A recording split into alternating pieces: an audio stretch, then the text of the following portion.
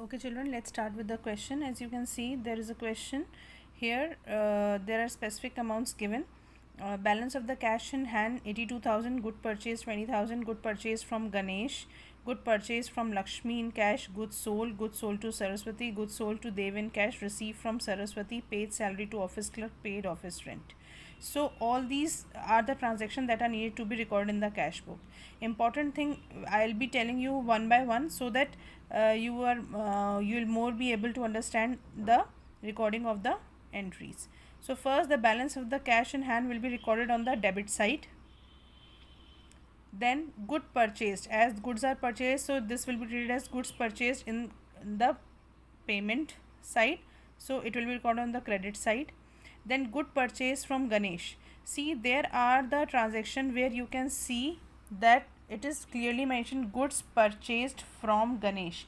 Because nowhere cash is mentioned, we will treat as a credit thing, so we will not be taking this into account while maintaining the single column cash book, because we will treat it as a credit purchases.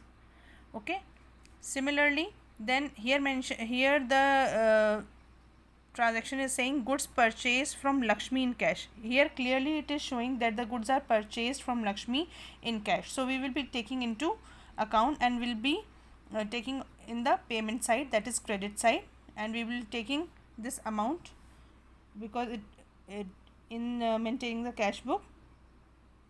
Then goods sold, this is the sales happen, we will be taking this into account. And then goods sold to Saraswati, again you can see that it is saying that goods are sold to Saraswati, the name of the party is being mentioned, so we will treat it as credit because nowhere cash is mentioned, so we will not be taking this transaction into account. All right, then goods sold to Dev in cash. Here clearly it is mentioned that the goods are being sold in the form of cash only, cash is being received, we will take this amount in while preparing the cash book in the debit side.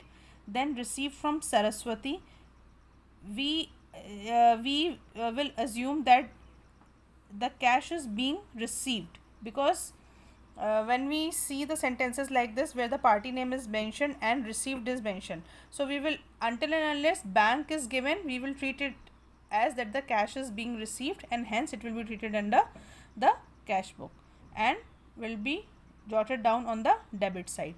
Then paid office to the clerk and paid office rent, these both are expenses and these will be taken into account when the cash book is maintained on the credit side because these both are the expenses.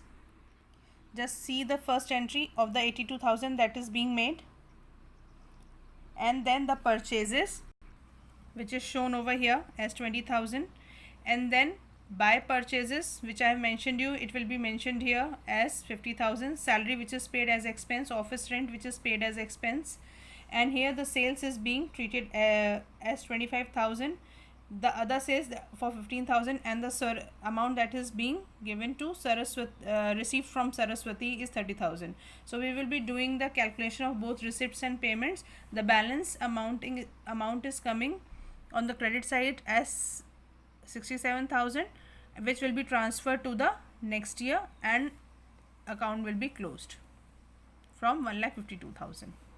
I hope this much is clear.